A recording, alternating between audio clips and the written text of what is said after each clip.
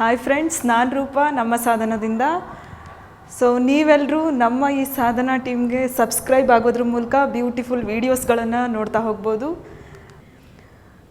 So ಆ ಒಂದು 29ನೇ video, the beautiful concept cytology objective types of the question ಅಂತ ಹೇಳಿದ್ರೆ, ಇವಾಗ ಏನಕ್ಕೆ ಆಬ್ಜೆಕ್ಟಿವ್ ಕ್ವಶನ್ಸ್ ಅಂತ ಹೇಳಿದ್ರೆ, ಈಗ ಬರೀ ಪಾಠ ಓದ್ತಾ ಇರ್ತೀರಾ, ಇಯರ್ ಫುಲ್ ಬರೀ ಓದ್ತಾ ಕೂರೋದು ಅಂತಲ್ಲ, ನಮ್ಮ ಮೈಂಡಿಗೂ ಚೂರು ಕೆಲಸ ಕೊಡಬೇಕು. ಅಂದರೆ ಓದಿದ್ರೆ ಚೂರು ಕೆಲಸ ಕೊಡಲ್ವಾ ಅಂತ ಏನಿಲ್ಲ, ನಮ್ಮ ಮೈಂಡ್ ಕೂಡ ಯಾವಾಗ ವರ್ಕ್ ಮಾಡುತ್ತೆ ಅಂತ ಹೇಳಿದ್ರೆ ಅಪ್ಲೈಡ್ ಕ್ವಶನ್ಸ್ ಯಾವ ರೀತಿ ಬರುತ್ತೆ, so how can we face that questions ಅಂತ ಒಂದು ಪ್ರಶ್ನೆ ಮೂಡುತ್ತೆ. ಸೊ ಅದಕ್ಕೆ ನಿಮಗೆಲ್ರಿಗೂ ಹೆಲ್ಪ್ ಆಗೋಕ್ಕೆ ನಿಮ್ಮ ಸಹಾಯದೊಂದಿಗೆ ಒಂದು ಚಿಕ್ಕ ಪ್ರಯತ್ನ. ಅದರಲ್ಲಿ ಮೊದಲನೇ ಪ್ರಶ್ನೆ ಏನಪ್ಪ ಅಂತ ಹೇಳಿದ್ರೆ, ಜೀವಕೋಶವನ್ನು ಕಂಡುಹಿಡಿದ ವಿಜ್ಞಾನಿ. ಅಂದರೆ ನಮ್ಮ ಮಾನವ ದೇಹ ಅಂತ ಏನು ಕರಿತೀವಿ, ನಿಮಗೆಲ್ರಿಗೂ ಗೊತ್ತು, ಚಿಕ್ಕ ಚಿಕ್ಕ ಜೇನುಗೂಡಿನಂತಹ ರಚನೆಗಳು, ಕೋಟ್ಯಾನುಕೋಟಿ ಜೀವಕೋಶಗಳಿಂದ ಈ ಜೀವಿಯ ದೇಹದ ನಿರ್ಮಾಣ ಅಂತಕ್ಕಂಥದ್ದಾಗಿದೆ. ಎಲ್ರಿಗೂ ಅದು ಗೊತ್ತಿರೋ ವಿಷಯ. ಅಂತಹ ಒಂದು ಬ್ಯೂಟಿಫುಲ್ ಸೆಲ್ಲನ್ನು ಫೈಂಡ್ ಔಟ್ ಮಾಡಿರೋ ವಿಜ್ಞಾನಿ ಯಾರು ಅನ್ನೋದೇ ಮೊದಲನೇ ಪ್ರಶ್ನೆ. Option A is eleven hook, option B Robert Hooke, Robert brown and Robert coach. Already ನಿಮಗೆ ಆನ್ಸರ್ ಗೊತ್ತಿರುತ್ತೆ. ಆ ವಿಜ್ಞಾನಿ ಯಾರು ಅಂತ ಹೇಳಿದ್ರೆ Robert Hooke. So the right answer is option B. ಹಾಗಿದ್ರೆ ನಮಗೆ ರಾಬರ್ಟ್ ಹುಕ್ ಅನ್ನೋನು ಜೀವಕೋಶವನ್ನು ಕಂಡಿಡಿದ್ರು ಅಂತ ಹೇಳಿ ಗೊತ್ತಾಯಿತು. ಹಾಗಿದ್ರೆ ಇನ್ನು ಉಳಿದ 3 ಜನ ಏನೋ ಅವ್ರಿಗೆ ಹೆಲ್ಪ್ ಮಾಡ್ತಾ ಇದ್ರ, ಸಹಾಯಕರ ಅಂತ ಹೇಳಿದ್ರೆ ಖಂಡಿತವಾಗ್ಲೂ ಅಲ್ಲ. ಅವರು ಕೂಡ ಬೇರೆ ಬೇರೆ ಇನ್ವೆನ್ಷನನ್ನು ಮಾಡ್ತಾ ಹೋಗ್ತಾರೆ. ಏನು ಅಂತ ಹೇಳಿದ್ರೆ, ಫಸ್ಟ್ ಒನ್ ಇರೋದು eleven hook. With the help of the microscope ಏನು ಮಾಡಿದ್ರು, Robert hook cell find out ಮಾಡಿದರು. ಅಂತಹ ಒಂದು ಸಂಯುಕ್ತ ಸೂಕ್ಷ್ಮದರ್ಶಕವನ್ನು ಫಸ್ಟ್ ಟೈಮ್ ಕಂಡಿಡಿದವ್ರು ಯಾರು ಅಂತ ಹೇಳಿದ್ರೆ ನಮ್ಮ ಲೆವನ್ ಹುಕ್. ಕಾಂಪೌಂಡ್ ಮೈಕ್ರೋಸ್ಕೋಪ್ ಅಂದರೆ ಸಂಯುಕ್ತ ಸೂಕ್ಷ್ಮದರ್ಶಕ.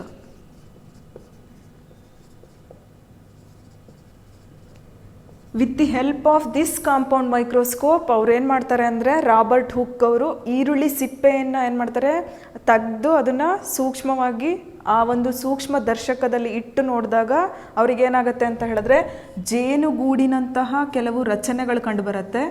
ಒಂದ್ರ ಪಕ್ಕ ಒಂದು ಏನಾಗಿರುತ್ತೆ, ಅದು ಅರೇಂಜ್ ಆಗಿರುತ್ತೆ. ಅಂತಹ ಜೇನುಗೂಡಿನಂತಹ ರಚನೆಗೆ ಸೆಲ್ ಅಂತ ಹೇಳಿ ಹೆಸರು ಕೊಟ್ಟು ಸೆಲ್ಲಿನ ಫಾದರ್ ಅನಿಸ್ಕೊಂಡವರು ರಾಬರ್ಟ್ ಹುಕ್. ಬಟ್ ಅದಕ್ಕೆ ಹೆಲ್ಪ್ ಮಾಡಿದಂತಹ ಒಂದು ಉಪಕರಣ ಯಾವುದು ಅಂತ ಹೇಳಿದ್ರೆ ದಿಸ್ ಒನ್, ಕಾಂಪೌಂಡ್ ಮೈಕ್ರೋಸ್ಕೋಪ್. ಆ ಕಾಂಪೌಂಡ್ ಮೈಕ್ರೋಸ್ಕೋಪನ್ನು ಫೈಂಡ್ ಔಟ್ ಮಾಡಿದ್ದು ಲೆವನ್ ಹುಕ್.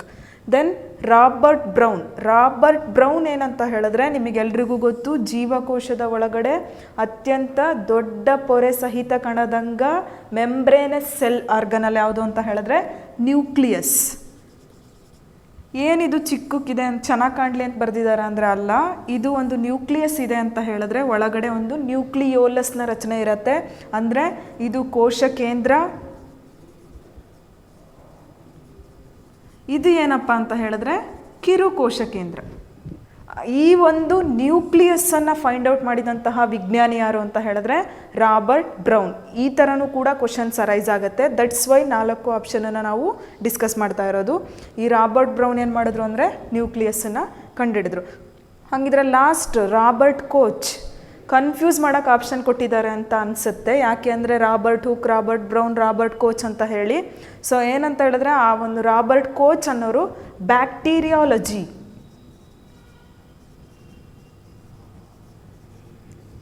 ನಿಮಗೆ ಅನಿಸ್ಬೋದು ಏನಿದು ಬ್ಯಾಕ್ಟೀರಿಯಾಲಜಿ ಅಂತ ಹೇಳಿ. ಬ್ಯಾಕ್ಟೀರಿಯಾಲಜಿ ಅಂತ ಹೇಳಿದ್ರೆ ಏನೂ ಇಲ್ಲ, ಹೆಸರೇ ಸೂಚಿಸ್ತಾ ಇದೆ ಬ್ಯಾಕ್ಟೀರಿಯಾಲಜಿ ಅಂತ ಹೇಳಿದ್ರೆ. ಬ್ಯಾಕ್ಟೀರಿಯಾ ಅಂತ ಹೇಳಿದ್ರೆ ಸೂಕ್ಷ್ಮಾಣು ಜೀವಿ. ಆ ಒಂದು ಬ್ಯಾಕ್ಟೀರಿಯಾವನ್ನು ಅಧ್ಯಯನ ಮಾಡ್ತಕ್ಕಂತಹ ಒಂದು ಶಾಖೆಗೆ, ಜೀವಶಾಸ್ತ್ರದ ಒಂದು ಶಾಖೆಗೆ ನಾವೇನಂತೀವಿ, ಬ್ಯಾಕ್ಟೀರಿಯಾಲಜಿ ಅಂತ ಹೇಳಿ ಕರಿತೀವಿ. ಬ್ಯಾಕ್ಟೀರಿಯಾಲಜಿ ಅಂದರೆ ಅಧ್ಯಯನ, ಬ್ಯಾಕ್ಟೀರಿಯಾಗಳನ್ನು ಕುರಿತು ಅಧ್ಯಯನ ಮಾಡೋ ಒಂದು ಜೀವಶಾಸ್ತ್ರದ ಶಾಖೆ ಬ್ಯಾಕ್ಟೀರಿಯಾಲಜಿ. ಸೊ ಈ ಬ್ಯಾಕ್ಟೀರಿಯಾಲಜಿಯ ಪಿತಾಮಹ ಯಾರು ಅಂತ ಹೇಳಿದ್ರೆ ಆಪ್ಷನ್ ಡಿ ಇದೆಯಲ್ಲ, ರಾಬರ್ಟ್ ಕೋಚ್. ಅವ್ರೇನು ಮಾಡ್ತಾರೆ, ಈ ಒಂದು ಬ್ಯಾಕ್ಟೀರಿಯಾಲಜಿಯ ಪಿತಾಮಹ ಅಂತ ಹೇಳಿ ಹೇಳ್ತಾರೆ. ಸೊ ಅಲ್ಲಿಗೆ ನಮಗೆ ಗೊತ್ತಾಯಿತು eleven hook, Robert hook, Robert brown ಮತ್ತು ರಾಬರ್ಟ್ ಕೋಚ್. ಸೊ ನಮ್ಮ ಪ್ರಶ್ನೆಗೆ ಆನ್ಸರ್ ಮತ್ತೊಂದು ಸಲ ನೋಡಿ, ರಾಬರ್ಟ್ ಹುಕ್ ಜೀವಕೋಶದ ಜೀವಕೋಶವನ್ನು ಕಂಡುಹಿಡಿದಂತಹ ಒಬ್ಬ ವಿಜ್ಞಾನಿ. So the next question is bacteria ಕೋಶಪೊರೆಯ ಹೆಸರು ಏನು? The cell wall of the bacteria we call it has cellulose, peptidoglycan, chitin, then collagen. So the right answer is ಇದು ಬ್ಯಾಕ್ಟೀರಿಯಾ ಸೆಲ್ಲು ಪೆಪ್ಟಿಡೋಗ್ಲೈಕಾನ್. ಅಂದರೆ ಇಲ್ಲಿ ನೋಡ್ತಾ ಇದ್ದೀರಾ ನೀವು, ಈ ಒಂದು ಬ್ಯಾಕ್ಟೀರಿಯಾ ಏನಾಗಿರುತ್ತೆ ಅಂತ ಹೇಳಿದ್ರೆ ಬ್ಯಾಕ್ಟೀರಿಯಾ ಜೀವಕೋಶದ ಕೋಶ ಪೊರೆ ಸೆಲ್ ವಾಲ್ ಪೆಪ್ಟಿಡೋಗ್ಲೈಕಾನ್ ಅಂತಕ್ಕಂತಹ ಒಂದು ವಸ್ತುವಿನಿಂದ ಮಾಡಲ್ಪಟ್ಟಿರುತ್ತೆ. So the right answer is ಬ್ಯಾಕ್ಟೀರಿಯಾದ ಕೋಶ ಪೊರೆ ಹೆಸರು ಪೆಪ್ಟಿಡೋಗ್ಲೈಕಾನ್. ದೆನ್ ಅದರ್ 3 ಎಲ್ರಿಗೂ ಗೊತ್ತಿರ್ಬೋದು, cellulose. Cellulose is the cell wall of the all plants ಅಂತ ಹೇಳಿ ಕರಿತೀವಿ. ಅಂದರೆ ಸಸ್ಯಗಳ ಒಂದು ಕೋಶ ಪೊರೆಯ ಹೆಸರೇನಪ್ಪ ಅಂತ ಹೇಳಿದ್ರೆ ಸೆಲ್ಯುಲೋಸ್ ಅಂತ ಕರಿತೀವಿ. ನೆಕ್ಸ್ಟು ಪೆಪ್ಟಿಡೋಗ್ಲೈಕಾನ್ ಗೊತ್ತು, ಬ್ಯಾಕ್ಟೀರಿಯಾ ಜೀವಕೋಶದ ಒಂದು ಸೆಲ್ ವಾಲ್ ಅಥವಾ ಕೋಶ ಪೊರೆಯ ಹೆಸರು. Then go for the option C, chitin. ಎಲ್ರಿಗೂ ಗೊತ್ತಿರ್ಬೋದು ಅಥವಾ ಗೊತ್ತಿಲ್ಲದೇನೂ ಇರ್ಬೋದು. ಕೈಟಿನ್ ಅಂತಕ್ಕಂತಹ ಕೋಶಪೊರೆ ಯಾವ ಜೀವಿಗಳಲ್ಲಿ ಆವರಿಸ್ಕೊಂಡಿರುತ್ತೆ ಅಂತ ಹೇಳಿದ್ರೆ ಫಂಗೈ ಅಥವಾ ಫಂಗಸ್ ಅಂತ ಹೇಳಿ ಕರಿತೀವಿ. ಫಂಗೈ ಅಂತ ಹೇಳಿದ್ರೆ ಶಿಲೀಂಧ್ರಗಳು. ಈ ಶಿಲೀಂಧ್ರಗಳ ಒಂದು ದೇಹದ ಜೀವಕೋಶ ಯಾವ ಒಂದು ಕೋಶಪೊರೆಯಿಂದ ಆವರಿಸಿರುತ್ತೆ ಅಂತ ಹೇಳಿದ್ರೆ ಕೈಟಿನ್ ಅನ್ನೋ ಒಂದು ವಸ್ತುವಿನಿಂದ ಮಾಡಲ್ಪಟ್ಟಂತಹ ಸೆಲ್ ವಾಲಿಂದ ಆವೃತ ಆಗಿರುತ್ತೆ. Next one is collagen. Collagen ಅಂತಕ್ಕಂಥದ್ದು ಯಾವ ಜೀವಿಯ ಜೀವಕೋಶದ ಕೋಶಪೊರೆ ಆಗಿರುತ್ತೆ ಅಂತ ಹೇಳಿದ್ರೆ ಆಲ್ಗೆ. ಆಲ್ಗೆ ಅಥವಾ ಶೈವಲಗಳು ಅಂತ ಹೇಳಿ ಕರಿತೀವಿ. ಈ ಶೈವಲ ಜೀವಿಗಳಲ್ಲಿ ಆ ಒಂದು ಕೋಶಪೊರೆ ಯಾವ ವಸ್ತುವಿನಿಂದ ಮಾಡಲ್ಪಟ್ಟಿರುತ್ತೆ ಅಂದರೆ ಕೊಲಾಜಿನ್. ಇನ್ನೊಂದು ಕೇಳ್ತಾರೆ ಫ್ರೆಂಡ್ಸ್, ಕೊಲಾಜಿನ್ ಅಥವಾ auger.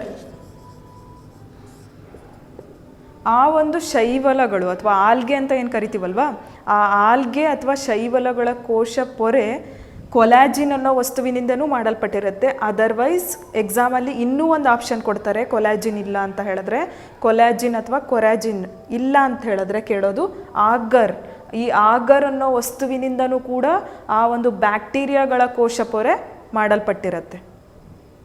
So this is also one of the important point ಅಂತ ಹೇಳಿದ್ರೆ ಕೊರಾಜಿನ್ ಅಥವಾ ಕೊಲಾಜಿನ್ ಇದಿಲ್ಲ ಅಂತ ಹೇಳಿದ್ರೆ ಎಕ್ಸಾಮಲ್ಲಿ ಆಗರ್ ಅಂತ ಹೇಳಿ ಕೊಡ್ತಾರೆ. ಈ ವಸ್ತುವಿನಿಂದ ಏನಾಗಿರುತ್ತೆ, ಶೈವಲ ಜೀವಿಗಳು ಅಥವಾ ಆಲ್ಗೆಯ ಸೆಲ್, ಆ ಸೆಲ್ ಏನಿರುತ್ತೆ ಸೆಲ್ ವಾಲು ಈ ವಸ್ತುವಿನಿಂದ ಮಾಡಲ್ಪಟ್ಟಿರುತ್ತೆ. ಸೊ ಬ್ಯಾಕ್ಟೀರಿಯಾದ ಕೋಶಪೊರೆಯ cell wall, this is the bacteria. ಇದರ ಸೆಲ್ ವಾಲು ಪೆಪ್ಟಿಡೋಗ್ಲೈಕಾನ್ ಅನ್ನೋ ವಸ್ತುವಿನಿಂದ ಮಾಡಲ್ಪಟ್ಟಿರುತ್ತೆ. So the next question is smallest cell. ಅತ್ಯಂತ ಸಣ್ಣ ಜೀವಕೋಶಕ್ಕೆ ಉದಾಹರಣೆ. ಸಣ್ಣ in the sense micro level, ಚಿಕ್ಕ ಜೀವಕೋಶಕ್ಕೆ ಉದಾಹರಣೆ. So the option A is mycoplasma, neuron, RBC, ostrich ಮೊಟ್ಟೆ ಅಥವಾ ಆಸ್ಟ್ರಿಚ್ ಎಗ್ ಅಂತ ಹೇಳಿ ಕರಿತೀವಿ. So the right answer is ಗೊತ್ತಾಗಿರುತ್ತೆ ನಿಮ್ಗೆ already. This is the structure of mycoplasma. ಏನಿದು ಮೈಕೋಪ್ಲಾಸಮ್ ಅಂತ ಹೇಳಿದ್ರೆ, ನಾವು ಇಷ್ಟೊತ್ತೇನು ಮಾಡಿದ್ವಿ, ಆ ಒಂದು ಯೂಕ್ಯಾರಿಯೋಟ್ ಪ್ರೋಕ್ಯಾರಿಯೋಟ್ ಅಂತ ಹೇಳಿ ನೋಡ್ತಾ ಹೋದ್ವಿ. ನೆಕ್ಸ್ಟ್ ಸೆಲ್ ವಾಲ್, ಸೆಲ್ಯುಲೋಸು ಸಸ್ಯಗಳಲ್ಲಿರುತ್ತೆ, ಪೆಪ್ಟಿಡೋಗ್ಲೈಕಾನ್ ಬ್ಯಾಕ್ಟೀರಿಯಾಗಳಲ್ಲಿರುತ್ತೆ. ಹಾಗಿದ್ರೆ ನಮ್ಮ ಒಂದು ಮೈಕೋಪ್ಲಾಸಮ್ನ ವಿಶೇಷತೆ ಏನು? ಈ ಸೆಲ್ ಹೆಂಗಿರುತ್ತೆ ಅಂದರೆ ಈ ಜೀವಿಗಳಲ್ಲಿ ಹೆಂಗಿರುತ್ತೆ ಅಂತ ಹೇಳಿದ್ರೆ ಈ ರೀತಿ ಸ್ಟ್ರಕ್ಚರ್ ಇರುತ್ತೆ. ಏನಿದು ಚೆನ್ನಾಗಿ ಕಾಣಲಿ, ಒಳ್ಳೆ ಸೂರ್ಯನ ಕಿರಣ ಬಂದಂಗೆ ಬರ್ತಿದೆಯಲ್ಲ ಅಂತ ಹೇಳಿದ್ರೆ ಅದು ಸೂರ್ಯನ ಕಿರಣ ಅಲ್ಲ, ಸೀಲಿಯಾ ಅಂತ ಹೇಳಿ ಕರಿತೀವಿ. ಅಂದರೆ ಆ ಜೀವಿ one place to another place movement ಮಾಡಬೇಕು ಅಂತ ಹೇಳಿದ್ರೆ ಆ ಒಂದು ಜೀವಿಗೆ ಹೆಲ್ಪ್ ಮಾಡೋಂತಹ ಒಂದು ಅಂಗ ಅಥವಾ ಆರ್ಗನ್ ಪಾರ್ಟಿಗೆ ಏನಂತ ಕರಿತೀವಿ ಅಂತ ಹೇಳಿದ್ರೆ ಸೀಲಿಯಾ ಅಂತ ಹೇಳಿ ಕರಿತೀವಿ. When we dissect this one part ಅಂದರೆ ಆ ಜೀವಿಯನ್ನು ಒಂದು ಪಾರ್ಟನ್ನು ಒಂದು ಚಿಕ್ಕ ಪಾರ್ಟನ್ನು ತೆಗೆದು ನೋಡಿದಾಗ ಇದೇ ಒಂದು ಚಿಕ್ಕ ಜೀವಿ ಮೈಕೋಪ್ಲಾಸಮ್, ಅದರೊಳಗಡೆ ಜೀವಕೋಶ ಗೊತ್ತು ನಿಮಗೆ ಎಷ್ಟು ಬೇಕಾದರೂ ಇರುತ್ತೆ. ಆ ಜೀವಕೋಶ ಏನಪ್ಪ ಅಂತ ಹೇಳಿದ್ರೆ ಫುಲ್ ಮೈಕ್ರೋ ಲೆವೆಲ್, ಮೈಕ್ರೋ ಅಂತ ಹೇಳಿದ್ರೆ ಸೂಕ್ಷ್ಮಾತಿ ಸೂಕ್ಷ್ಮ ಅಂತ ಹೇಳಿ ಕರಿತೀವಿ. ದಟ್ಸ್ ವೈ ಈ ಮೈಕೋಪ್ಲಾಸಮ್ ಅಂತಕ್ಕಂಥದ್ದು ಏನಂತ ಹೇಳಿದ್ರೆ ಅತ್ಯಂತ ಸಣ್ಣ ಜೀವಕೋಶಕ್ಕೆ ಉದಾಹರಣೆ ಅಂತ ಹೇಳಿದ್ರೆ. ಇದ್ರ ಜೊತೆಗೆ ಇನ್ನೊಂದು ಕೇಳ್ತಾರೆ, ಅಲ್ಲಿ ಆಪ್ಷನಲ್ಲಿ ನಾವು ನೋಡ್ತಾ ಹೋದ್ವಿ, ಇನ್ನು ನೆಕ್ಸ್ಟ್ ಆಪ್ಷನ್ ಇತ್ತು ನ್ಯೂರಾನ್. ನ್ಯೂರಾನ್ ಅಂತ ಹೇಳಿದ್ರೆ ಎಲ್ರಿಗೂ ನೆನಪಿದ್ದೇ ಇರುತ್ತೆ. ನಾವು ಪ್ರೀವಿಯಸ್ ಕ್ಲಾಸ್ ಮಾಡಬೇಕಾದ್ರೆ ಹೇಳಿದ್ವಿ, ಹಿಂದಿನ ಕಾಲದ ಹುಡುಗಿರ ಜಡೆ ಹೆಂಗಿರುತ್ತೆ ಅಂತ ಹೇಳಿದ್ರೆ ಫುಲ್ಲು ನಾಗರ ಹೆಡೆ ಥರ ಫುಲ್ ದೊಡ್ಡಕ್ಕಿರತ್ತೆ. ಬಟ್ ಇವಾಗಿನ ಕಾಲದಲ್ಲಿ ಉದ್ದ ಜಡೆ ಹುಡುಕ್ಬೇಕಂದ್ರೆ ಸಿಗಲ್ಲ ಅಂತ ಹೇಳಿ. ಬಟ್ ಒಂದು ಖುಷಿ ವಿಚಾರ ಏನಂದರೆ ನಮ್ಮ ನ್ಯೂರಾನ್ ಕೂಡ ಹುಡುಗಿರ ಜಡೆ ಥರನೇ ಉದ್ದವಾಗಿ ಚೆನ್ನಾಗಿ ಬೆಳ್ಕೊಂಡಿರತ್ತೆ. ಈ ಒಂದು ನ್ಯೂರಾನ್ ಕೂಡ ಔಟ್ ಆಫ್ ದಿ ಸಿಲೆಬಸ್ ಅಲ್ಲ, ಅತ್ಯಂತ ಉದ್ದವಾಗಿರ್ತಕ್ಕಂತಹ ಜೀವಕೋಶಕ್ಕೆ ಉದಾಹರಣೆ ಅಂತ ಹೇಳಿ ಫ್ರೆಂಡ್ಸ್ ಕ್ವಶನ್ ಕೇಳಿದರು ಅಂತ ಹೇಳಿದ್ರೆ ಅದಕ್ಕೆ ನ್ಯೂರಾನ್ ಆನ್ಸರ್. ಗೊತ್ತು ನಿಮಗೆ, ಒಂದು ಸೈಟಾನ್ ಇರುತ್ತೆ. ನೆಕ್ಸ್ಟು ಇದಕ್ಕೆಲ್ಲ ಏನು ಕರಿತೀವಿ ಅಂದರೆ ಡೆಂಡ್ರೈಟ್ಸ್ ಅಥವಾ ಡೆಂಡ್ರಾನ್ ಅಂತ ಹೇಳಿ ಕರಿತೀವಿ. ನೆಕ್ಸ್ಟು ಇದು ಟೀಲೋಡೆಂಡ್ರಾನ್ ಅಥವಾ ನರತುದಿ ಅಂತ ಹೇಳಿ ಕರಿತೀವಿ. ನೆಕ್ಸ್ಟು ಆಕ್ಸಾನ್ಗಳಿರುತ್ತೆ. ಇವೇನು ಮಾಡುತ್ತೆ ಅಂತ ಹೇಳಿದ್ರೆ ಸಂದೇಶವನ್ನು ರವಾನೆ ಮಾಡೋಕ್ಕೋಸ್ಕರ ಇರುತ್ತೆ. ನೆಕ್ಸ್ಟು ಈ ನ್ಯೂರಾನ್ ಸ್ಟ್ರಕ್ಚರ್ ಏನಪ್ಪ ಅಂತ ಹೇಳಿದ್ರೆ ಸೈಟಾನು ಮತ್ತು ಕೋಶದ್ರವ ಎಲ್ಲ ಇರುತ್ತೆ. ನಾವು ಪ್ರೀವಿಯಸ್ ಕ್ಲಾಸಲ್ಲಿ ಡಿಸ್ಕಸ್ ಮಾಡಿದ್ದೀವಿ ಇದ್ರ ಬಗ್ಗೆ. ಬಟ್ ಈ ಟೀಲೋಡೆಂಡ್ರನ್ ಸ್ಪೆಷಾಲಿಟಿ ಏನಂತ ಹೇಳಿದ್ರೆ ಈ ಒಂದು ನ್ಯೂರಾನಿಂದ ಇನ್ನೊಂದು ನ್ಯೂರಾನಿಗೆ ಏನು ಮಾಡುತ್ತೆ ಅಂತ ಹೇಳಿದ್ರೆ ಅಟ್ಯಾಚ್ಮೆಂಟ್ ಅಂತ ಹೇಳಿದ್ರೆ ಒಂದು ನ್ಯೂರಾನ್ ಹೋಗಿ ಇನ್ನೊಂದು ನ್ಯೂರಾನಿಗೆ ಆ ಒಂದು ಮೆಸೇಜಸ್ಸನ್ನು ಏನು ಮಾಡಬೇಕು ಅಂತ ಹೇಳಿದ್ರೆ ಎಲೆಕ್ಟ್ರಿಕಲ್ ಸಿಗ್ನಲ್ಸ್ಗಳನ್ನು ಒಂದು ನ್ಯೂರಾನ್ ಟು ಅನದರ್ ನ್ಯೂರಾನಿಗೆ ಕೊಡಬೇಕು. ಸೊ ಆದ್ದರಿಂದ ಏನಾಗುತ್ತೆ ಅಂತ ಹೇಳಿದ್ರೆ ಮೊದಲೇ ಅತ್ಯಂತ ಉದ್ದವಾದ ಜೀವಕೋಶಕ್ಕೆ ಉದಾಹರಣೆ ನ್ಯೂರಾನ್ ಆಗಿರುತ್ತೆ. One neuron to another neuron, next another ನ್ಯೂರಾನಿಗೆ ಏನಾಗುತ್ತೆ ಮಾನವನ ದೇಹದಲ್ಲಿ ಎಲೆಕ್ಟ್ರಿಕಲ್ ಸಿಗ್ನಲ್ಸು ಪಾಸ್ ಆಗುತ್ತೆ with the help of neuron. ಏನಿದು ಆರ್ ಬಿ ಸಿ ಅಂತ ಹೇಳಿದ್ರೆ ಎಲ್ರಿಗೂ ಗೊತ್ತಿರುತ್ತೆ, ರೆಡ್ ಬ್ಲಡ್ ಸೆಲ್ಸ್ ಅಥವಾ ಕೆಂಪು ರಕ್ತ ಕಣಗಳು ಅಂತೇಳಿ. ಈ ಆರ್ ಬಿ ಸಿ ಸೆಲ್ಸ್ಗಳಲ್ಲಿ ಇನ್ನೊಂದು ಇಂಪಾರ್ಟೆಂಟ್ ಏನಪ್ಪ ಅಂತ ಹೇಳಿದ್ರೆ ಆರ್ ಬಿ ಸಿಗಳಲ್ಲಿ ಆ್ಯಂಟಿಜನ್ ಮತ್ತು ಆ್ಯಂಟಿಬಾಡಿ ಅಂತ ಕೇಳಿರ್ತೀರ ಎಲ್ಲರೂ. ಮಾನವನ ದೇಹದಲ್ಲಿ ಆ್ಯಂಟಿಬಾಡೀಸ್ ಇರುತ್ತೆ, ರೆಸಿಸ್ಟೆನ್ಸ್ ಕೆಪಾಸಿಟಿ ಕೊಡುತ್ತೆ. ಆ್ಯಂಟಿಜನ್ಸ್ಗಳು ಅಷ್ಟೇ, ಆ ಒಬ್ಬ ವ್ಯಕ್ತಿ ಏನಾಗಿರ್ತಾನೆ ಫುಲ್ ಹೆಲ್ದಿಯಾಗಿರ್ತಾನೆ, ಅದೇನಾಗಿರುತ್ತೆ ಬ್ಲಡ್ಡಲ್ಲಿ ಇರುತ್ತೆ ಅಂತೇಳಿ. ಆದರೆ ರಕ್ತದ ಯಾವ ಒಂದು ಘಟಕದಲ್ಲಿ ಆ್ಯಂಟಿಜನ್ಸ್ ಇರುತ್ತೆ ಅಂತ ಹೇಳಿದ್ರೆ ಈ ನಮ್ಮ ರೆಡ್ ಬ್ಲಡ್ ಸೆಲ್ಸ್.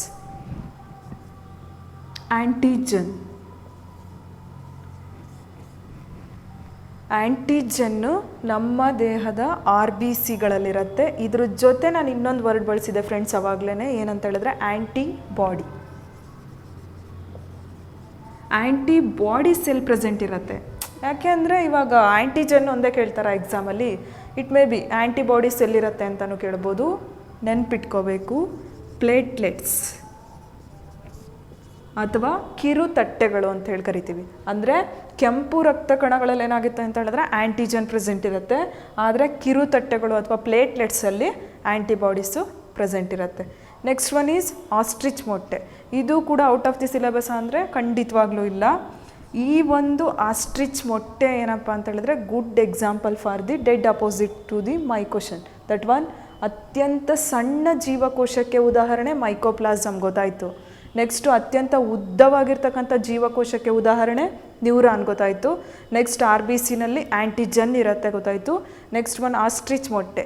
ಇದು ಏನಕ್ಕೆ ಸ್ಪೆಷಲ್ ಅಂತ ಹೇಳಿದ್ರೆ ಅತ್ಯಂತ ದೊಡ್ಡ ಜೀವಕೋಶಕ್ಕೆ ಒಂದು ಉದಾಹರಣೆ ಕೊಡ್ರಿ ಅಂತ ಹೇಳಿದ್ರೆ that is the ostrich egg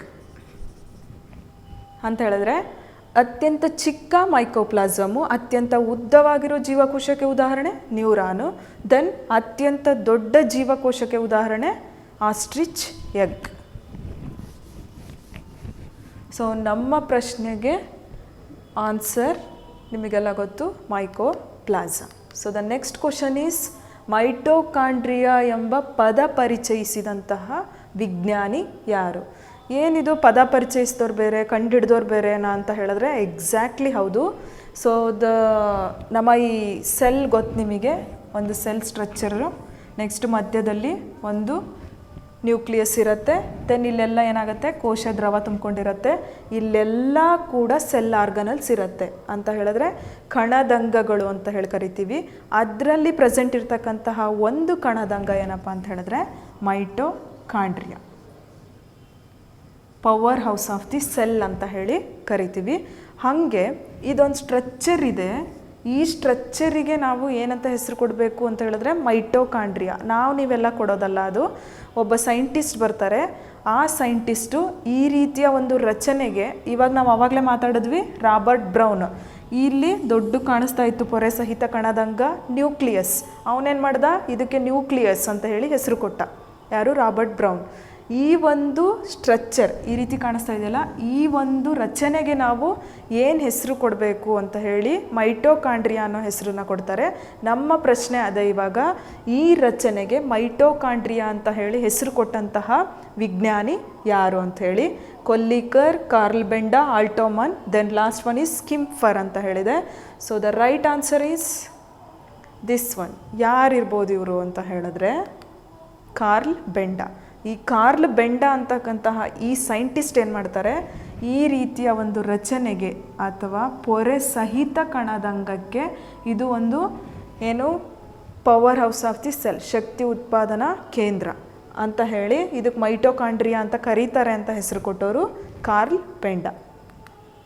ಹಾಗಿದ್ರೆ ಉಳಿದವ್ರು 3 ಜನ, ಅವ್ರ ಬಗ್ಗೆ ತಿಳ್ಕೊಳ್ಳೋದಾದರೆ ಕಾರ್ಲ್ ಬೆಂಡಾ ಇದಕ್ಕೆ ಹೆಸರು ಕೊಟ್ಟರು. So the first option is Kolliker. Kolliker ಏನು ಮಾಡಿದರು ಅಂತ ಹೇಳಿದ್ರೆ, ನೀವೆಲ್ಲ ಒಂದು ಅಂದರೆ ಹೈಸ್ಕೂಲ್ ಲೆವೆಲಲ್ಲೆಲ್ಲ ಹೇಳ್ತಾ ಇರ್ತೀವಿ ಮೈಟೋಕಾಂಡ್ರಿಯಾ ಯಾರು ಕಂಡಿಡಿದ್ರು, ಕೊಲ್ಲೀಕರ್. ಮೈಟೋಕಾಂಡ್ರಿಯಾ ಯಾರು ಕಂಡಿಡಿದ್ರು, ಕೊಲ್ಲೀಕರ್ ಅಂತ ಹೇಳಿದ್ರೆ ಅವರು ಅಲ್ವಾ ಹಾಗಿದ್ರೆ ಕಂಡುಹಿಡ್ದಿದ್ದು ಅಂತ ಹೇಳಿದ್ರೆ ಎಕ್ಸಾಕ್ಟ್ಲಿ ಅಲ್ಲ ಫ್ರೆಂಡ್ಸ್. ಅವ್ರು ಏನು ಮಾಡ್ತಾರೆ ಅಂತ ಹೇಳಿದ್ರೆ, ಈ ಒಂದು ಪೊರೆ ಸಹಿತ ಕಣದಂಗ ಇದೆ, ಇದ್ರ ಬಗ್ಗೆ ಡೀಟೇಲಾಗಿ ಸ್ಟಡಿ ಮಾಡಬೇಕು ಅಂತ ಹೇಳಿ ಜಸ್ಟ್ ಇಂಟ್ರೊಡಕ್ಷನ್ ಅಂತ ಹೇಳಿದ್ರೆ ಅದ್ರ ಬಗ್ಗೆ ಏನು ಮಾಡ್ತಾರೆ, ಇದು power house of the cell ಹೌದಾ ಅಲ್ವಾ ಅಂತ ಹೇಳಿ ಜಸ್ಟ್ ಅವರು ಇಂಟ್ರೊಡಕ್ಷನ್ ಅಷ್ಟೇ ಕೊಡ್ತಾರೆ. ಬಟ್ ಅದ್ರ ಬಗ್ಗೆ ಡೀಟೇಲ್ ಆಗಿ ಸ್ಟಡಿ ಮಾಡಲ್ಲ, ಅಥವಾ ಮೈಟೋಕಾಂಡ್ರಿಯಾ ಅಂತ ಹೇಳಿ ಹೆಸರು ಕೊಟ್ಟಿರಲ್ಲ. ಫಾರ್ ದಿ ಫಸ್ಟ್ ಟೈಮ್ ಈ ಸ್ಟ್ರಕ್ಚರಿಗೆ ಮೈಟೋಕಾಂಡ್ರಿಯಾ ಅಂತ ಕರಿತೀವಿ ಅಂತ ಹೇಳಿದ್ದು ಕಾರ್ಲ್ ಬೆಂಡಾ. ನೆಕ್ಸ್ಟ್ ಅದರ ಒಂದು ಇಂಟ್ರೊಡಕ್ಷನ್ ಪಾರ್ಟ್ ಅಂತ ಏನು ಕರಿತೀವಲ್ವಾ, ಅಂದರೆ ಇದು ಕೂಡ ಒಂದು ಪೊರೆ ಸಹಿತ ಕಣದಂಗ ಅಂತ ಹೇಳಿದ್ಯಾರು, ಕೊಲ್ಲೀಕರ್. ನೆಕ್ಸ್ಟ್ ಆಲ್ಟೋಮನ್ ಏನು ಕೆಲಸ ಇಲ್ವಾ ಅಂದರೆ ಎಕ್ಸಾಕ್ಟ್ಲಿ ಇವ್ರೇನು ಮಾಡಿದರು, ಕಾರ್ಲ್ ಬೆಂಡಾ ಜಸ್ಟ್ ಈ ಥರ ಒಂದು ಸ್ಟ್ರಕ್ಚರ್ ಇದೆ, ಈ ಸ್ಟ್ರಕ್ಚರಿಗೆ ನಾವೇನಂತ ಕರಿತೀವಿ ಮೈಟೋಕಾಂಡ್ರಿಯಾ ಅಂತ ಹೇಳಿ ಕರಿತೀವಿ ಅಂತ ಹೇಳಿದ್ರು. ಬಟ್ ಒಳಗಡೆ ನೀವು ನೋಡ್ಬೋದು ಈ ರೀತಿ ಒಳ್ಳೆ ಸ್ಟ್ರಕ್ಚರ್ ಕಾಣಿಸ್ತಾ ಇದೆ. ಅಂದರೆ ಇದ್ರ ಕೆಲಸ ಏನು, ಯಾಕೆ ನಮ್ಮ ಜೀವಕೋಶದಲ್ಲಿ ಮೈಟೋಕಾಂಡ್ರಿಯಾ ಇರಬೇಕು, ಮೈಟೋಕಾಂಡ್ರಿಯಾದು ಮೇಜರ್ ರೋಲ್ ಏನು, what is the major function of the mitochondria in the cell organelles. ಅಂದರೆ ಇದು ಕೂಡ ಏನು one of the beautiful part of the membranous cell organelle, ಪೊರೆ ಸಹಿತ ಕಣದಂಗ. ಯಾಕೆ ಇದನ್ನು ಪೊರೆ ಸಹಿತ ಕಣದಂಗ ಗುಂಪಿಗೆ ಸೇರಿಸ್ತಾರೆ ಅಂತ ಹೇಳಿದ್ರೆ, ಇದು ಫುಲ್ ಪೊರೆಯಿಂದ ಆವೃತ ಆಗಿರುತ್ತೆ. ಆಮೇಲೆ ಈ ಒಂದು ಮೈಟೋಕಾಂಡ್ರಿಯಾ ಏನು ಮಾಡುತ್ತೆ ಅಂತ ಹೇಳಿದ್ರೆ, ನಮ್ಮ ದೇಹದಲ್ಲಿ ಸಿಗ್ತಕ್ಕಂತಹ ಗ್ಲೂಕೋಸ್ ಕಂಟೆಂಟು, ಈ ಗ್ಲೂಕೋಸ್ ಕಂಟೆಂಟನ್ನು ಗೊತ್ತು ನಿಮಗೆಲ್ಲರಿಗೂ, ಒಂದು ಯಾವುದಾದ್ರು ಆಬ್ಜೆಕ್ಟು ಬರ್ನ್ ಆಗಬೇಕು ಅಥವಾ ಉರಿಬೇಕು ಅಂತ ಹೇಳಿದ್ರೆ with the help of oxygen only. ನಮ್ಮ ದೇಹದಲ್ಲಿ ಏನು ಉರಿಯುತ್ತೆ ಅಂತ ಹೇಳಿದ್ರೆ, when we take a food ಅಂತ ಹೇಳಿದ್ರೆ, ನಾವೊಂದು ಆಹಾರವನ್ನು ಸ್ವೀಕಾರ ಮಾಡಿದಾಗ ಏನು ಮಾಡುತ್ತೆ ಅಂತ ಹೇಳಿದ್ರೆ ಗ್ಲೂಕೋಸ್ ಫಾರ್ಮಿಗೆ ಬರುತ್ತೆ, ಎಲ್ರಿಗೂ ಗೊತ್ತು. ಆವಾಗ ನಾವು ರೆಸ್ಪೈರ್ ಮಾಡ್ತೀವಲ್ವ, ಆಕ್ಸಿಜನ್ ಜೊತೆ ಸೇರಿಕೊಂಡು ನೆಕ್ಸ್ಟ್ ಬರ್ನ್ ಆಗಿ ರಿಲೀಸ್ ಆಗೋ ಒಂದು ಎನರ್ಜಿಗೆ ನಾವೇನಂತ ಕರಿತೀವಿ ಅಂತ ಹೇಳಿದ್ರೆ ATP, ಅಡಿನೋಸಿನ್ ಟ್ರೈಫಾಸ್ಫೇಟ್. ಈ ಅಡಿನೋಸಿನ್ ಟ್ರೈಫಾಸ್ಫೇಟ್ ಅನ್ನೋ ಒಂದು ಎನರ್ಜಿಯನ್ನು ರಿಲೀಸ್ ಮಾಡ್ತಕ್ಕಂತಹ ಪೊರೆ ಸಹಿತ ಕಣದಂಗ ದಿಸ್ ಒನ್ ಅಂದರೆ ಮೈಟೋಕಾಂಡ್ರಿಯಾ. ದಟ್ಸ್ ವೈ ಅದಕ್ಕೆ ಏನಂತ ಕರೀತಾರೆ, ಶಕ್ತಿ ಉತ್ಪಾದನಾ ಕೇಂದ್ರ ಅಂತ ಹೇಳಿ ಕರೀತಾರೆ. Power house of the cell ಅಂತ ಅಷ್ಟೇ ಕೇಳಿರ್ತೀವಿ. ಯಾಕೆ power house of the cell ಅಂತ ಹೇಳಿದ್ರೆ, ನಾವು ಸ್ವೀಕಾರ ಮಾಡಿದಂತಹ ಆಹಾರವನ್ನು ಆಕ್ಸಿಜನ್ ಜೊತೆ ಮಿಕ್ಸ್ ಮಾಡಿ ನೆಕ್ಸ್ಟ್ ಅದು ಬರ್ನ್ ಆಗಿ ATP ಅನ್ನೋ ಎನರ್ಜಿ, ಅಡಿನೋಸಿನ್ ಟ್ರೈಫಾಸ್ಫೇಟ್ ಅನ್ನೋ ಎನರ್ಜಿಯನ್ನು ಉತ್ಪಾದನೆ ಮಾಡುತ್ತೆ. ದಟ್ಸ್ ವೈ ಅದಕ್ಕೆ ನಾವು power house of the cell ಅಂತ ಕರಿತೀವಿ ಅಂತ ಹೇಳಿ ನೀವು ಅಷ್ಟೇ ಹೇಳೋದಲ್ಲ, ಫಸ್ಟ್ ಟೈಮ್ ಹೇಳಿದವರು ಆಲ್ಟೋಮನ್. ದಟ್ಸ್ ವೈ ಈ ಒಂದು ಮೈಟೋಕಾಂಡ್ರಿಯಾ ಪದವನ್ನು ಪರಿಚಯಿಸಿದವರು ಕಾರ್ಲ್ ಬೆಂಡಾ ಅಂತ ಕರಿತೀವಿ.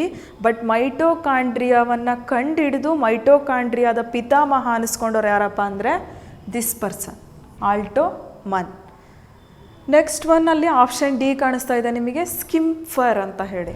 ಯಾರು ಇವರು ಸ್ಕಿಂಫರ್ ಅಂತ ಹೇಳಿದ್ರೆ, ಇವರು ಕೂಡ ಅಷ್ಟೇ ನಮ್ಮ ಜೀವಕೋಶದಲ್ಲಿ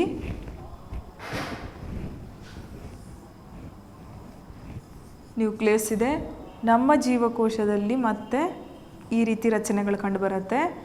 ಇದೇನು ರಂಗೋಲಿನ ಅಂದರೆ ಎಕ್ಸಾಕ್ಟ್ಲಿ ಅಲ್ಲ, ಪ್ಲಾಸ್ಟಿಡ್ಗಳು ಅಂತ ಹೇಳಿ ಕರಿತೀವಿ. ಆ ಪ್ಲಾಸ್ಟಿಡ್ ಒಳಗಡೆ ಒಂದು ರಚನೆ ಬರುತ್ತೆ. ನೆನಪಿರ್ಬೋದು ನಿಮಗೆ, ಸೈಟಾಲಜಿ ಬಗ್ಗೆ ಮಾಡ್ಬೇಕಾದ್ರೆ, ಸೆಲ್ ಆರ್ಗನಲ್ಸ್ ಮಾಡ್ಬೇಕಾದ್ರೆ ಹೇಳಿದ್ವಿ ನಾವು. ಈ ಒಂದು ರಚನೆ ಕಂಡುಬರುತ್ತೆ. ಏನಿದು ರಚನೆ ಅಂತ ಹೇಳಿದ್ರೆ ಕ್ಲೋರೋಪ್ಲಾಸ್ಟ್. ಏನಿದು ಅಂತ ಹೇಳಿದ್ರೆ ಥೈಲಕಾಯ್ಡ್ ಅಂತ ಹೇಳಿ ಕರಿತೀವಿ. ಏನಿದು ಥೈಲಕಾಯ್ಡ್? Coin like structure. ಇದಕ್ಕೆ ಗ್ರಾನ ನೆನಪಾಗ್ತಿರ್ಬೋದು ಎಲ್ರಿಗೂ.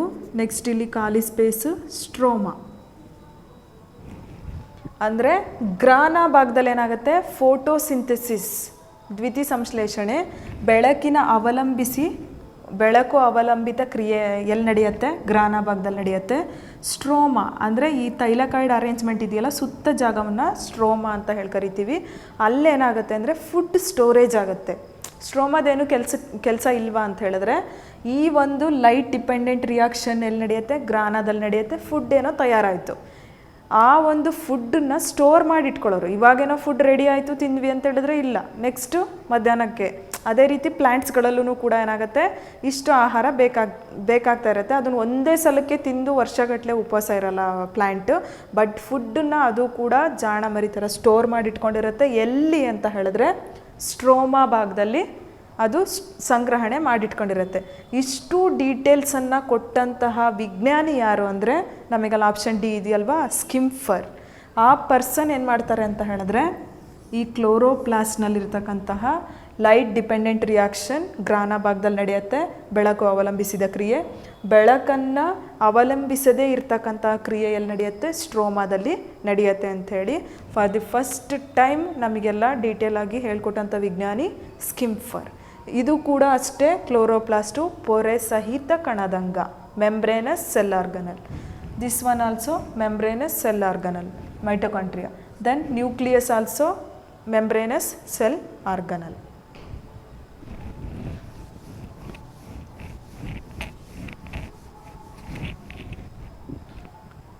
ಸೊ ನಮ್ಮ ಪ್ರಶ್ನೆಗೆ ಉತ್ತರ ಇವರೇ. ಯಾರು? ಕಾರ್ಲ್ ಬೆಂಡಾ, ಮೈಟೊಕಾಂಡ್ರಿಯಾ ಅನ್ನೋ ಹೆಸರನ್ನು ಕೊಟ್ಟವರು. So the next question is, ಪ್ರತಿಯೊಂದು ಜೀವಕೋಶದ ಉಸಿರಾಟದ ಕಣದಂಕ. ನಾವು ಇಷ್ಟೊತ್ತು ಮಾತಾಡಿದ್ವಿ ಪೊರೆ ಸಹಿತ ಕಣದಂಗ, ಅವ್ರು ಕಂಡಿಡಿದ್ರು ಇವ್ರು ಕಂಡಿಡಿದ್ರು ಅಂಥೇಳಿ. ಹಾಗಿದ್ರೆ ನಮ್ಮ ಪ್ರಶ್ನೆ ಏನಪ್ಪ ಅಂತ ಹೇಳಿದ್ರೆ, ಜೀವಕೋಶದ ಉಸಿರಾಟದ ಕಣದಂಗ. ನಿಮಗೆಲ್ಲ ಗೊತ್ತು, ನೀವು with the help of lungs, ಶ್ವಾಸಕೋಶದ ಸಹಾಯದಿಂದ ಉಸಿರಾಡ್ತೀವಿ. ಜೀವಕೋಶಗಳು ಉಸಿರಾಡ್ತವ? ಎಕ್ಸಾಕ್ಟ್ಲಿ. ಪ್ರತಿಯೊಂದು ಜೀವಕೋಶಗಳು ಕೂಡ ಉಸಿರಾಟ ಕ್ರಿಯೆಯನ್ನು ನಡೆಸುತ್ತೆ. With the help of what? Think ಮಾಡಿರಿ. ಫಸ್ಟ್ ಒನ್ ಈಸ್ ಶ್ವಾಸಕೋಶ. ಆಲ್ರೆಡಿ ನಾನು ಹೇಳಿದೆ, ನೀವೆಲ್ಲ ಶ್ವಾಸಕೋಶದ ಸಹಾಯದಿಂದ ಉಸಿರಾಡ್ತೀವಿ. Next one mitochondria. Then third one lysosome. Last option ribosome. Can you guess? So ನಮ್ಮ ಪ್ರಶ್ನೆಗೆ ಉತ್ತರ ಯಾವುದು ಅಂತ ನೋಡೋಣ. ಜಸ್ಟ್ ಇವಾಗೂ ಹೇಳಿದ್ವಿ, ಕಾರ್ಲ್ ಬೆಂಡಾ ಮೈಟೊಕಾಂಡ್ರಿಯಾ ಅಂತ ಹೆಸರು ಕೊಟ್ಟರು. ನೆಕ್ಸ್ಟ್ ಡೀಟೇಲಾಗಿ ಸ್ಟಡಿ ಮಾಡಿದವರು ಆಲ್ಟೋಮನ್ನು. ಈ ಮೈಟೊಕಾಂಡ್ರಿಯಾ ಅಂತ ಏನಿದೆ ನಮ್ಮ ಪ್ರಶ್ನೆಗೆ ಉತ್ತರ. ಪ್ರತಿಯೊಂದು ಜೀವಕೋಶಗಳು ಸಹ ಮೈಟೊಕಾಂಡ್ರಿಯಾ ಅನ್ನೋ ಪೊರೆ ಸಹಿತ ಕಣದಂಗದ ಸಹಾಯದಿಂದ ಉಸಿರಾಟವನ್ನು ನಡೆಸುತ್ತೆ. ಹೆಂಗೆ ಅಂತ ಹೇಳಿದ್ರೆ, ಇಲ್ಲಿ ನೋಡ್ತಾ ಇದ್ದೀರಾ ನೀವು, ಈ ರೀತಿ ರಚನೆ ಇದೆ. ನಾ ಹೇಳಿದೆ ಆವಾಗಲೇ, 2 ಮಡಿಕೆಗಳಿರುತ್ತೆ. ಇದಕ್ಕೆ ನಾವು ಅಲ್ಲಿ ನೋಡ್ತಾ ಇದ್ದೀರಾ ನೀವು, matrix, space, ribosome, outer membrane. Next one of the important, this foldings. ಈ ಒಂದು ಮಡಿಕೆಗಳಿಗೆ ಏನಂತ ಕರೀತಾರೆ ಅಂದರೆ ಕ್ರಿಸ್ಟೆ ಅಂತ ಹೇಳಿ ಕರೀತಾರೆ. ಅಂದರೆ ನಮ್ಮ ಮೈಟೋಕಾಂಡ್ರಿಯಾ ಆಲ್ರೆಡಿ ಗೊತ್ತು ನಿಮಗೆ ಏನು ಮಾಡುತ್ತೆ, ಗ್ಲೂಕೋಸನ್ನು ಆಕ್ಸಿಜನ್ ಜೊತೆ ಸೇರಿ ಬರ್ನ್ ಆಗಿ, ಅಂದರೆ ಅದೆರಡು ಸೇರಿ ಉರಿದಾಗ, ಅಂದರೆ ಗ್ಲೂಕೋಸ್ ಜೊತೆ ಆಕ್ಸಿಜನ್ ಮಿಕ್ಸಪ್ ಆಗಿ ನೆಕ್ಸ್ಟ್ ಏನು ರಿಲೀಸ್ ಆಗುತ್ತೆ, ATP adenosine triphosphate. With the help of that ಈ ಒಂದು ಸೆಲ್ ಆರ್ಗನಲ್ಲೂ ಏನು ಮಾಡುತ್ತೆ ಅಂತ ಹೇಳಿದ್ರೆ ಪ್ರತಿಯೊಂದು ಜೀವಕೋಶಗಳೂ ಸಹ ಸರಾಗವಾಗಿ ಉಸಿರಾಟ ಕ್ರಿಯೆಯನ್ನು ನಡೆಸೋದಕ್ಕೆ ಹೆಲ್ಪ್ ಮಾಡುತ್ತೆ. ಅದಕ್ಕೋಸ್ಕರ ನಮ್ಮ ಪ್ರತಿಯೊಂದು ಜೀವಕೋಶದ ಉಸಿರಾಟದ ಕಣದಂಗ ಅಂತ ಹೇಳಿ ಮೈಟೋಕಾಂಡ್ರಿಯಾಕ್ಕೆ ಹೇಳ್ತೀವಿ. Next one first option already ಗೊತ್ತು, ಅಂದರೆ ಜೀವಿಗಳೆಲ್ಲ ಉಸಿರಾಟ ನಡೆಸೋದು with the help of lungs. Next ಪ್ರತಿಯೊಂದು ಜೀವಕೋಶ ಉಸಿರಾಟ ನಡೆಸೋ mitochondria. Next lysosome also membranous cell organelle, ಪೊರೆ ಸಹಿತ ಕಣದಂಗ ಅಂತ ಹೇಳಿ ಕರಿತೀವಿ. ಹೆಂಗಿರುತ್ತೆ ಲೈಸೋಸೋಮ್ ಅಂತ ಹೇಳಿದ್ರೆ ಒಂದು ದುಂಡಾಕಾರದ ರಚನೆ. ಏನಪ್ಪ ಲೈಸೋಸೋಮ್ ಕೆಲಸ ಅಂತ ಹೇಳಿದ್ರೆ ಇದು ಏನು ಮಾಡುತ್ತೆ, ಕೆಲವೊಂದು ಹೈಡ್ರೋಲೈಟಿಕ್ ಎಂಜೈಮ್ಸ್ ಅಂತ ಹೇಳಿ ಕರಿತೀವಿ. ಆ ಒಂದು ಜಲವಿಭಜಕ ಕಿಣ್ವಗಳ ಸಹಾಯದಿಂದ ಯಾವುದಾದ್ರೂ ಒಂದು ಫಾರಿನ್ ಸಬ್ಸ್ಟೆನ್ಸಸ್, ಫಾರಿನ್ ಅಂದರೆ ಗೊತ್ತಲ್ರಿ, ಬ್ರಿಟಿಷ್ ಅನ್ಕೋಬಾರ್ದು, ನಮ್ಮ ಜೀವಕೋಶಕ್ಕೆ ಅಟ್ಯಾಕ್ ಮಾಡ್ತಕ್ಕಂತಹ ಬ್ಯಾಕ್ಟೀರಿಯಾ ಮತ್ತು ವೈರಸ್ಗಳು, ದಟ್ ಮೀನ್ಸ್ ಸೂಕ್ಷ್ಮಾಣುಜೀವಿಗಳು ಗೊತ್ತಲ್ಲ ನಿಮಗೆ. ನಾವು ಕ್ಲೀನಾಗಿದ್ವಿ ಅಂತ ಹೇಳಿದ್ರೆ ಏನೂ ಇಲ್ಲ. ಇವಾಗ ಕ್ಲೀನಾಗಿ ಅಂತ ಹೇಳಿದ್ರೆ ಎಲ್ಲರೂ ಪರ್ಸ್ನಲ್ ಹೈಜೀನ್ ಗೊತ್ತಿರುತ್ತೆ, ಕ್ಲೀನಾಗೇ ಇರ್ತೀವಿ. ಜಸ್ಟ್ ಒಂದು ಡಸ್ಟ್ ಏನೋ ಯಾವುದ್ರ ಮೂಲಕನೋ ಒಂದು ಮೈಕ್ರೋಬ್ಸ್ ಎಂಟ್ರಿ ಆಗಿದ್ರೆ ದೇಹದಲ್ಲಿ, ಫಸ್ಟ್ ನಮ್ಮ ಜೀವಕೋಶದಲ್ಲಿರ್ತಕ್ಕಂತಹ ಲೈಸೋಸೋಮ್ ಅದ್ರ ವಿರುದ್ಧ ಏನು ಮಾಡುತ್ತೆ, ಫೈಟ್ ಮಾಡುತ್ತೆ. ಹೆಂಗೆ ಫೈಟ್ ಮಾಡುತ್ತೆ, with the help of the hydrolytic enzyme, that means ಜಲವಿಭಜಕ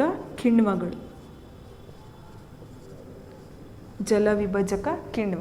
with the help of this one ಏನು ಮಾಡತ್ತದು, ಬ್ಯಾಕ್ಟೀರಿಯಾ ಅಥವಾ ಇತರ ಸೂಕ್ಷ್ಮಾಣುಜೀವಿಗಳನ್ನು ಕೊಲ್ಲತ್ತೆ. So this is also membranous cell organelle, ಪೊರೆ ಸಹಿತ ಕಣದಂಗ.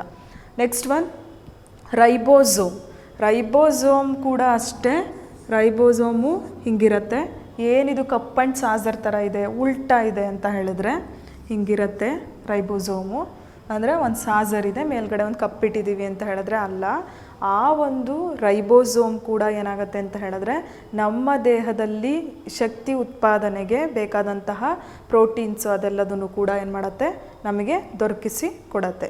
ಇದು ನೆನ್ಪಿಟ್ಕೋಬೇಕು ಫ್ರೆಂಡ್ಸ್, ರೈಬೋಸೋಮ್ ಅಂತಕ್ಕಂಥದ್ದು ಪೊರೆ ರಹಿತ ಕಣದಂಗ, ನಾನ್ ಮೆಂಬ್ರೇನಸ್ ಸೆಲ್ ಆರ್ಗನಲ್, ಪೊರೆ ರಹಿತ ಕಣದಂಗ. ಇಷ್ಟೊತ್ತು ನಾವು ಮಾತಾಡಿದ್ವಿ, ಲೈಸೋಸೋಮ್ ಮಾತಾಡಿದ್ವಿ, ಮೈಟೋಕಾಂಡ್ರಿಯಾ ಮಾತಾಡಿದ್ವಿ, ಪ್ಲಾಸ್ಟಿಡ್ ಮಾತಾಡಿದ್ವಿ, ಕ್ಲೋರೋಪ್ಲಾಸ್ಟ್ ಮಾತಾಡಿದ್ವಿ, ಆ್ಯಂಡ್ ಆಲ್ಸೋ ನ್ಯೂಕ್ಲಿಯಸ್ ಮಾತಾಡಿದ್ವಿ. ಇವೆಲ್ಲವೂ ಕೂಡ ಏನಂತ ಹೇಳಿದ್ರೆ ಪೊರೆ ಸಹಿತ ಅಥವಾ membranous cell organelles. But this one ribosome ಇದೆಯಲ್ಲ, ಈ ರೈಬೋಸೋಮು ನಾನ್ ಮೆಂಬ್ರೇನಸ್, ಪೊರೆ ರಹಿತ ಕಣದಂಗ ಅಂತ ಹೇಳಿ ಕರಿತೀವಿ.